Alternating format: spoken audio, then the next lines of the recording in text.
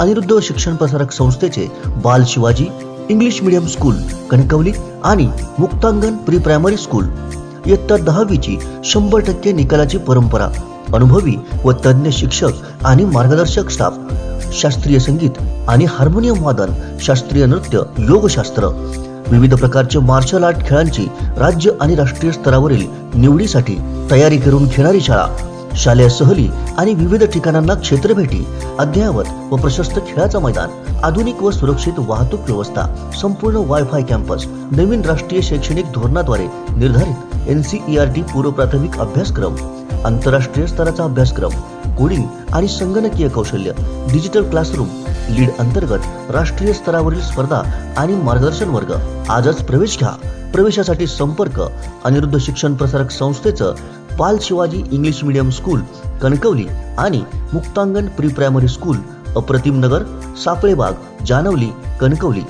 Mobile 940492 1648 आणि 7841 83 18 96.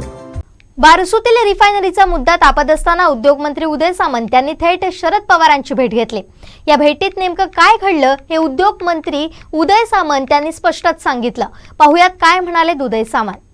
एक लक्षात घ्या, शरद पवार साहेब हे महाराष्ट्र राज्याचे 4 वेळा मुख्यमंत्री होते. त्यांचं मत हे मी सांगू शकत नाही, परंतु उद्योगमंत्री म्हणून नक्की काय काय 2-3 दिवसामध्ये घटना घडलेल्या आहेत, 8 दिवसामध्ये कशा प्रशासनानं बैठका घेतलेल्या आहेत, ही सगळी माहिती नाट्य परिषदेची जर बैठक असली तरी ती संपल्यानंतर मी पवारसाहेबांना दिलेली आहे. आदरणीय पवारसाहेबांनी काल फोनवरनं जी माझ्याबरोबर चर्चा केली त्याचं सकारात्मक ब्रीफिंग मी शरद पवार साहेबांना केलेलं आहे. त्याच्यातल्या सूचना शरद पवार साहेबांनी ज्या केलेल्या आहेत त्या डोळ्यासमोर ठेवून सकारात्मक आम्ही पुढे जातो आहे. कारण त्यांचा अनुभव पाहता ते 2 वेळा देशाचे मंत्री राहिलेले आहेत, डिफेन्स मिनिस्टर राहिलेले आहेत, मुख्यमंत्री 4 वेळा राहिलेले आहेत. अनेक जागांचं ॲक्विएशन त्यांच्या नेतृत्वाखाली महाराष्ट्रामध्ये झालेलं आहे.